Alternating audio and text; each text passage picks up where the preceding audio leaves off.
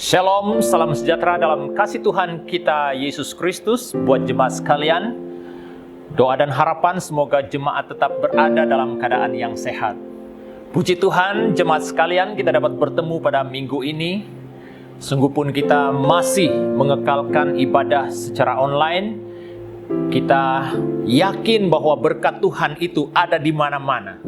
Pada waktu kita setia mencari wajah Tuhan, baik melalui doa kita, baik melalui ibadah seumpama ini, jemaat sekalian, kita yakin berkat Tuhan tetap tersedia bagi kita. Haleluya, pada hari ini kita akan mempelajari satu bahagian firman yang terdapat dari Injil Yohanes pasal yang ke-10 ayatnya yang ke-9, ya.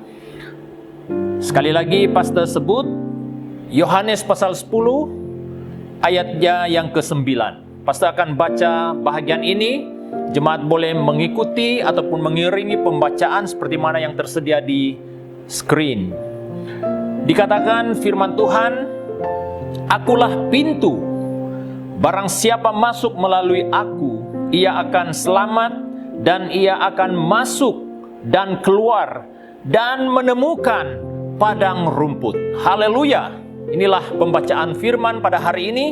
Sebelum kita bahas bahagian firman Tuhan ini, mari kita berdoa terlebih dahulu. Mohon Roh Kudus bekerja dalam hati kita. Kiranya melalui kebenaran firman ini menjadi kekuatan, peneguhan bagi iman jemaat sekalian. Mari kita berdoa. Haleluya, Bapa kami yang ada di sorga, kami bersyukur kami dapat belajar firman Tuhan pada hari ini. Kami sadar Tuhan bahwa ini adalah anugerah Tuhan bagi kami untuk belajar kebenaran firman-Mu ya Tuhan. Karena firman ini adalah perkataan Allah sendiri. Perkataan Allah yang hidup, yang berkuasa, yang dapat mengubah setiap orang yang turut menyerahkan hidupnya dan hidup mengikuti kehendak-Mu ya Tuhan sesuai firman-Mu. Maka hidup kami akan mengalami perubahan, mengalami terobosan. Itulah keyakinan kami Bapa. Berkati pemberitaan ini Bapa di surga. Berkati jemaat sekalian yang turut mendengar firman ini. Segala halangan-halangan yang coba mengalihkan fokus kami terhadap firman, kami berdoa di dalam nama Yesus, kami patah lumpuhkan kuasa itu. Roh Kudus yang memimpin kami, agar apa yang kami dengar ini ya Tuhan, agar pendengaran kami ya Tuhan dipertajamkan, dan iman kami akan bertumbuh saat kami respon terhadap kebenaran firman.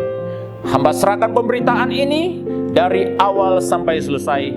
Nama Tuhan dimuliakan, nama Tuhan diagung tinggi. Haleluya, haleluya, amin, amin. Jemaat kekasih dalam Tuhan, kita telah mempelajari pada minggu yang lepas tentang bagaimana kita sebagai orang percaya menghargai panggilan Tuhan, panggilan ilahi dalam hidup kita. Karena dikatakan, setiap orang yang percaya itu adalah orang yang telah dipanggil oleh Allah Bapa. Di mana kita telah dikatakan, panggilan itu adalah berkata tentang kehidupan lama kita yang telah ditarik keluar dari kegelapan dan masuk ke dalam terangnya yang ajaib. Itulah panggilan kita. Dan panggilan itu berkata tentang perjuangan iman kita. Bagaimana kita harus berjuang. Dan pada minggu yang lepas dalam perjuangan ataupun dalam perjalanan kita menghargai panggilan Tuhan dalam hidup kita, kita harus punya apa? Komitmen untuk terus tinggal di dalam Kristus dan memelihara hubungan itu, serta taat terhadap pendengaran ataupun suara Roh Kudus dalam hidup kita. Itu adalah hal-hal yang perlu kita ketahui dan harus kita jalani pada saat kita memelihara panggilan ilahi dalam hidup kita. Hari ini kita akan mempelajari satu tema, yaitu bersekutu dengan Kristus mengharungi badai kehidupan. Jadi saudara kekasih, sesuai dengan pembacaan firman sebentar tadi, di mana ayat itu berbicara tentang Yesus Kristus, dan apa yang dibaca sebentar itu tadi itu adalah perkataan Yesus sendiri. Dia berkata bahwa akulah pintu. Saudara, kalau kita mempelajari Injil Yohanes ini keseluruhannya, kita banyak menemukan kata-kata akulah roti hidup, akulah jalan kebenaran dan hidup, akulah terang dunia, dan akulah jalan keselamatan, dan banyak yang berkata tentang aku. Itu adalah sesuatu peneguhan jemaat kekasih untuk meyakinkan iman percaya kita bahwa Kristus itu adalah satu-satunya andalan kita, satu-satunya yang harus kita imani, yang harus kita percaya dalam hidup kita sebagai orang yang telah menerima Yesus Kristus sebagai Tuhan dan Juru Selamat dalam hidup kita. Jadi itu sebabnya pada hari ini kita akan mempelajari satu tema, yaitu bersekutu dengan Kristus mengharungi badai kehidupan. Ini adalah hal yang harus kita terapkan dalam hidup kita setiap hari, saudaraku. Karena tanpa bersekutu dengan Kristus, saudaraku, sudah pasti kita tidak akan mampu mengharungi badai kehidupan dalam hidup kita, saudaraku. Hari-hari ini banyak perkara-perkara yang harus kita lalui, kesukaran-kesukaran hidup yang kita harus tempuhi. Saudara, berita baik yang kita dengar hari ini, Yesus berkata, akulah gembala yang baik. Inilah yang menjadi andalan kita, saudaraku. Mengapa kita harus bersekutu dengan Kristus dalam kita mengharungi kehidupan ini? Karena Kristus, Dia datang untuk menolong kita. Dia tahu kemampuan kita. Dia tahu batas-batas kemampuan setiap manusia, saudara. Itu sebabnya Kristus datang, supaya kita bersekutu dengannya, supaya kita dapat memiliki kekuatan yang datang daripada Dia.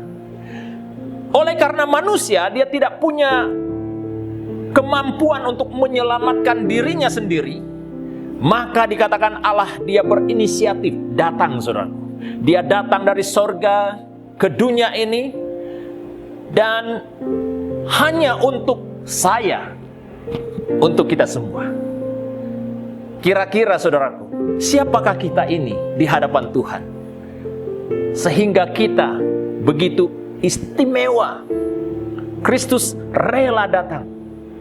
Dia yang dipanggil sebagai raja di atas segala raja, Dia sanggup datang ke dunia ini. Kenapa? Karena Dia tahu bahwa kita adalah manusia yang lemah, saudaraku. Itu sebabnya Dia menghimbau dan Dia syorkan supaya supaya kita semua bersekutu bersama Kristus untuk menempuhi badai kehidupan kita. Saudara kekasih yang saya cinta dalam Tuhan, kita akan melihat beberapa poin yang berkaitan dengan tema kita pada hari ini, yaitu bersekutu dengan Kristus mengharungi badai kehidupan. Saudara, poin yang pertama yang kita mau lihat adalah bagaimana kita bersekutu dengan Kristus dan apa sebabnya kita bersekutu dengan Kristus. Yang pertama adalah Yesus Kristus sendiri yang merupakan jaminan kita yang abadi. Kalau dalam bahasa Inggrisnya perpetual, yang kekal, yang tidak berubah. Dalam Yohanes pasal 10 ayat 10 dikatakan di sana, saudaraku, saya akan baca ayat ini. Pencuri datang hanya untuk mencuri dan membunuh dan membinasakan. Aku datang supaya mereka mempunyai hidup dan mempunyainya dalam segala kelimpahan. Saudaraku, mengapa Yesus sendiri adalah jaminan kita yang abadi? Itu tandanya, saudaraku, bahwa keselamatan yang Kristus berikan untuk kita itu, saudaraku, adalah sesuatu yang kekal. Itu sebabnya dikatakan Dia datang. Berarti Dia datang membawa keselamatan. Dalam bahasa Inggrisnya, dalam bahasa Yunaninya berkata, Dia membawa Zoe. Zoe itu berkata, saudaraku, kehidupan yang nyata, kehidupan yang sejati. hidup yang penuh aktif dan kuat, kehidupan yang mengabdi kepada Tuhan, kehidupan yang diberkati. Itulah kehidupan yang Kristus berikan kepada kita. Kehidupan yang Yesus berikan ini juga pada saat kita hidup di atas dunia ini, pada masa kita berada di dunia ini dan kita setia dengan Yesus, dikatakan walaupun kita mati, saudaraku, pada saat Kristus datang dan Dia akan membangkitkan orang-orang yang saleh dalam kedatangannya yang kedua kali, maka apa yang dikatakan firman, mereka akan bangkit dalam kesempurnaan yang Kristus telah sediakan. Itulah Zoe, saudaraku. Perubahan itu akan terjadi, saudaraku, dan Dia akan memberi tubuh yang sempurna kepada kita. Itulah Zoe, saudaraku. Dan kehidupan itu bukan sementara, tapi kehidupan itu adalah untuk sesuatu yang bersifat kekal, saudaraku. Itulah yang dimaksudkan oleh Yesus Kristus. Dia datang memberi kehidupan kepada kita. Dan kita lihat daripada poin yang pertama ini, saudaraku, mereka yang masuk melalui Dia dikatakan memperoleh hidup yang berkelimpahan. Maksudnya di sana, saudaraku, orang yang masuk dikatakan masuk di dalam ayat itu adalah orang yang sudah berada di dalam Yesus Kristus. Orang yang sudah menerima Yesus Kristus dalam hidupnya. Maka hidupnya dikatakan dia sudah punya kesatuan, punya persekutuan bersama Kristus, saudaraku. Itulah artinya, saudaraku, orang yang dikatakan sudah masuk. Masuk berarti, saudaraku, kita sudah menerima Yesus dalam hidup kita.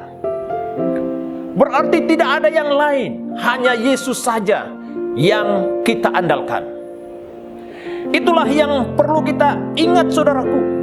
Dalam masa-masa yang sukar ini kita ingat bahwa pribadi ataupun juru selamat yang kita kenal, Yesus Kristus, Dia telah datang supaya kita apa? Memiliki persekutuan bersamanya. Masuk itu juga berkata tentang menjadi sekutu Kristus. Kita menjadi sekutu Kristus berarti kita tidak lagi memihak kepada apa?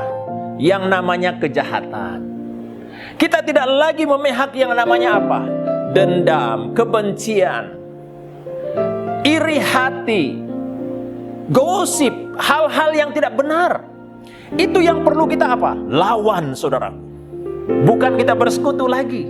Karena pada waktu kita bersama Kristus, kita bersekutu dengan Kristus, menentang kejahatan, menentang iblis, saudaraku. Pada minggu yang lepas, pastor juga menyebut bahwa musuh kita bukanlah darah dan daging. Berarti itu saudara-saudara kita, ya kan? Yang seiman maupun orang yang tidak kenal Tuhan, itu bukan musuh kita. Musuh kita adalah iblis, saudaraku. Penguasa-penguasa di udara, roh-roh jahat. Itulah yang dikatakan pada waktu kita masuk bersama dengan Kristus. Di situ kita memiliki apa? Kesatuan dengan Kristus, menentang kejahatan itu. Masuk melalui pintu juga berkata, saudaraku, kita seiring dengan Kristus. Kita sedia bersaksi. Kita sedia menyebarkan berita baik. Kita sedia menyebarkan Injil Kristus kepada orang-orang yang belum mendengar Injil itu, saudaraku. Kita boleh bersaksi. Bersaksi bagaimana, saudaraku, dari gaya hidup kita, dari perkataan kita, dari perbuatan kita, dari tingkah laku kita. Itulah caranya kita bersaksi kepada orang-orang yang belum mengenal Kristus dalam hidupnya. Itulah artinya, saudaraku, kita bersekutu dengan Kristus. Itulah artinya kita masuk melalui pintu.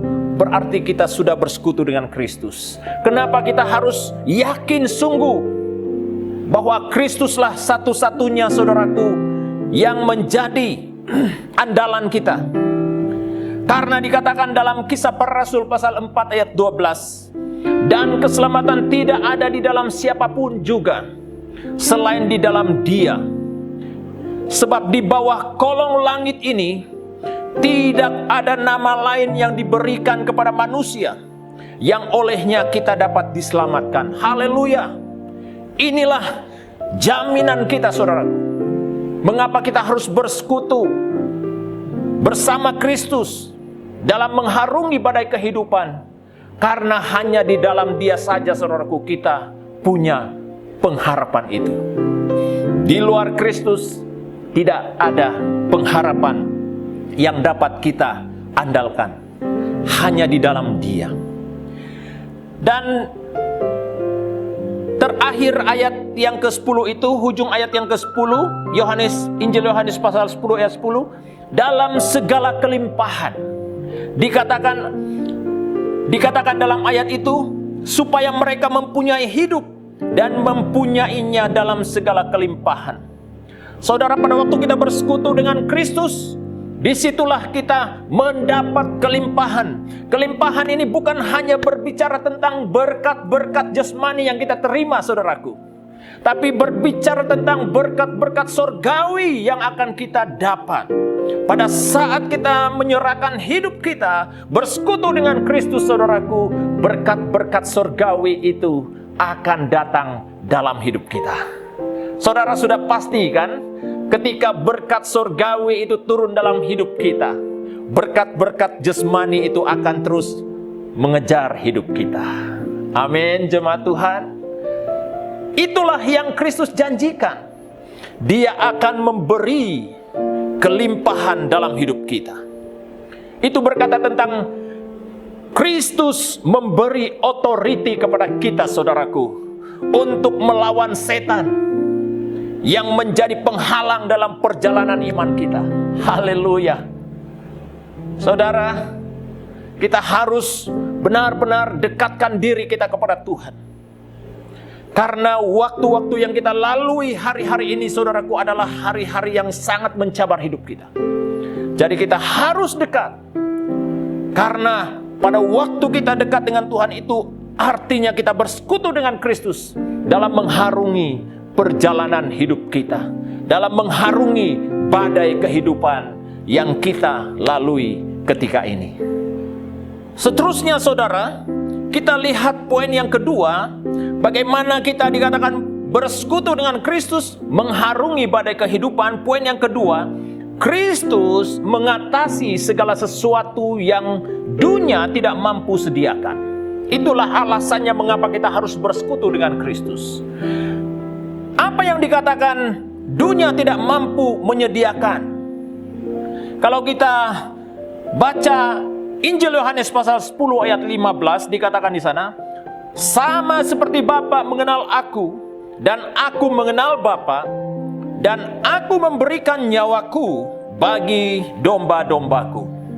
Saudara, inilah yang pastor maksudkan tadi. Dunia tidak dapat sediakan apa yang Kristus telah sediakan. Berarti, saudaraku, dunia boleh saja, ya, dunia ini boleh saja dia sediakan hal-hal yang mungkin memudahkan kita, ya. Dia boleh sediakan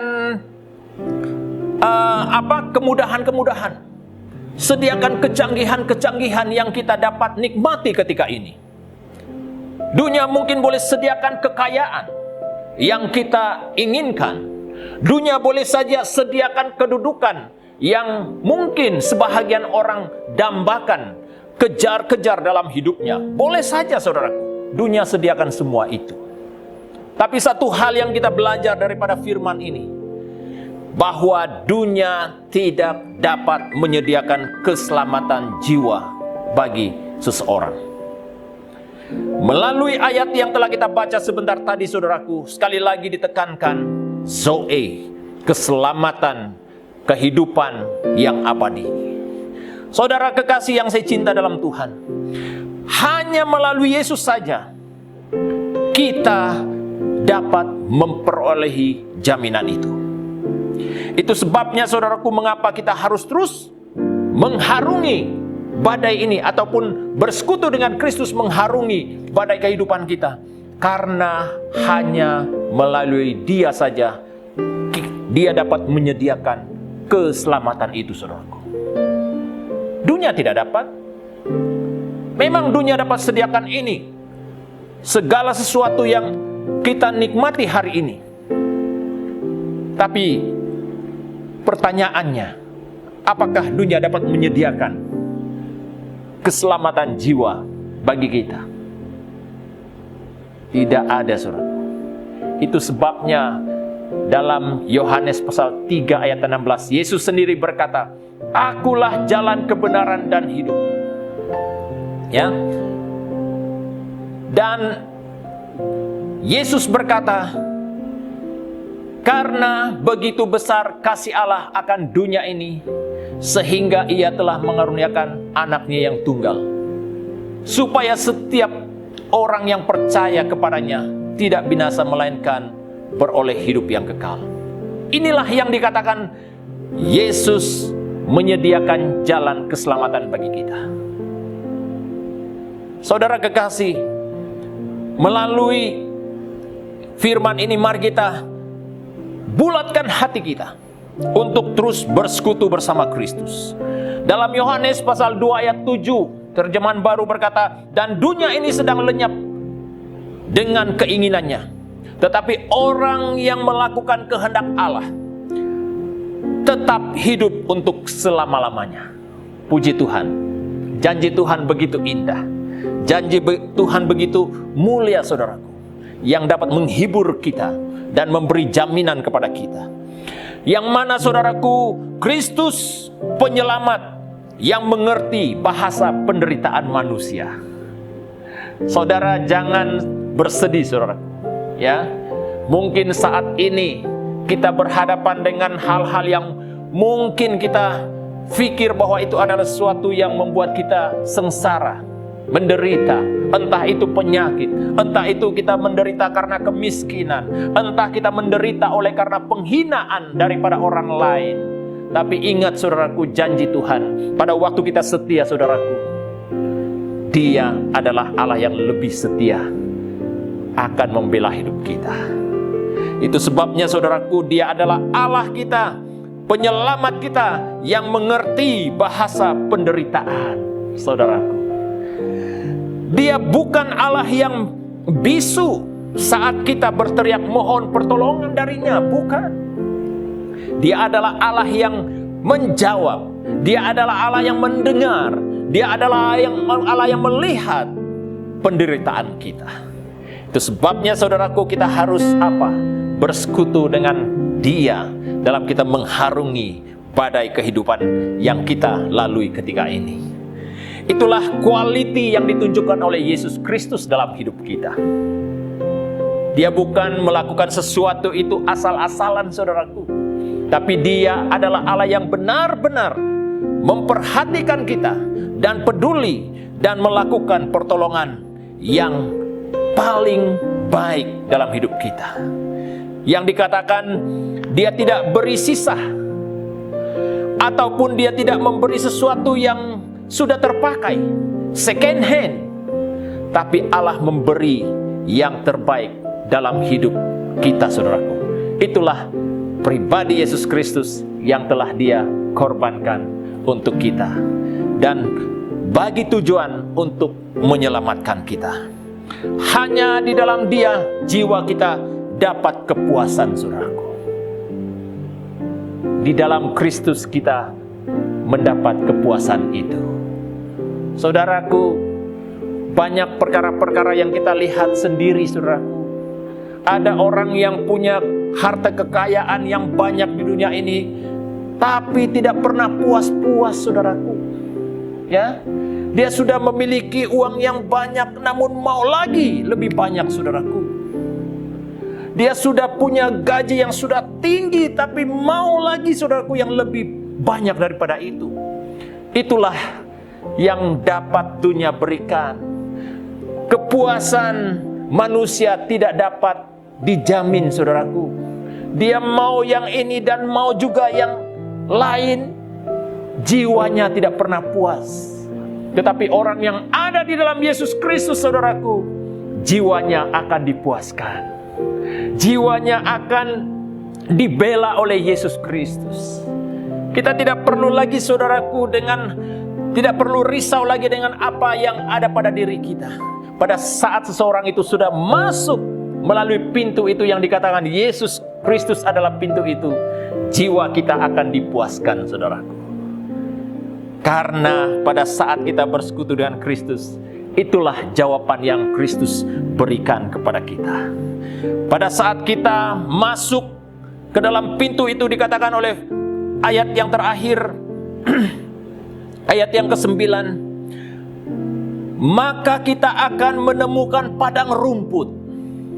Itu berkata tentang kedamaian, ketenangan, jaminan yang kita perolehi daripada Yesus Kristus, Sang Juru Selamat kita. Saudara kekasih, kesimpulan daripada khotbah ini, saya lihat, membawa kita melihat kembali, saudaraku, kehidupan seorang hamba Tuhan yang kita kenal, Rasul Petrus sendiri. Seperti mana pengakuan Rasul Petrus sendiri dalam hidupnya, perkara yang sama juga harus kita contohi dan kita akui dalam hidup kita, yaitu kedaulatan Kristus selaku jaminan bagi hidupnya. Dia katakan dalam 2 Korintus pasal 12 ayat 9, dikatakan di sana, saudaraku, tetapi jawab Tuhan kepadaku, cukuplah kasih karuniaku bagimu, sebab justru dalam kelemahanku kuasaku menjadi sempurna. Sebab itu terlebih suka aku bermegah atas kelemahanku, supaya kuasa Kristus turun menaungi aku. Itulah yang dikatakan oleh Paulus dalam 2 Korintus pasal 12 ayat 9, saudaraku. Saudara kekasih, sekali lagi pastor katakan, kita adalah manusia yang lemah, saudaraku. Kita tidak punya apa-apa. Tetapi ketika kita bersekutu bersama Kristus, saudaraku, maka kita punya kekuatan. Kita dapat mengharungi, mengatasi segala liku-liku hidup kita di atas dunia ini. Oleh itu, saudaraku, kiranya berkat firman Tuhan pada hari ini yang bertemakan bersekutu dengan Kristus, mengharungi badai kehidupan, akan memberkati kita dan meneguhkan iman percaya kita di dalam Yesus Kristus. Saudara kekasih, sebelum saya serahkan waktu ini kepada tim yang mengambil tempat, pertama, pastor ingin mengajak jemaat sekalian supaya kita terus tekun dalam doa kita dan tekun membaca firman Tuhan. Mulai dari situlah kita dapat melihat dan kita mengerti apa yang berlaku dalam zaman kita sekarang ini, saudaraku. Itu akan memberi satu persiapan bagi setiap pribadi kita. Dan itu tidak akan menakutkan kita. Malah itu akan membuat kita semakin dekat dengan Yesus Kristus. Itulah ajakan pertama pastor untuk jemaat sekalian. Dan seterusnya, pastor juga berterima kasih oleh karena komitmen jemaat dalam doamu, dalam sokonganmu untuk pelayanan Tuhan di gerejanya SIB City Life Church Kuala Lumpur. Dan sokongan-sokongan yang kau telah berikan melalui doamu, melalui sokongan keuanganmu, dan apapun yang kau lakukan untuk kemajuan pelayanan Tuhan di tempat ini. Saya yakin, saudaraku, bahwa segala usahamu itu tidak sia-sia. Tuhan pasti akan membalasnya sesuai dengan kasih dan imanmu terhadap Dia. Jemaat sekalian, inilah kata-kata yang pastor ingat dapat memberi dorongan dan semangat yang baru untuk jemaat sekalian. Terlebih firman Tuhan yang telah kita dengar pada hari ini. Sebelum kita serahkan waktu ini, mari kita berdoa dan pastor serahkan bawa kita di dalam doa ini. Mari kita datang dalam doa kita. Segala puji, syukur, hormat, kemuliaan kami kembalikan kepadamu Tuhan, atas berkat firman-Mu yang sudah kami dengar pada hari ini.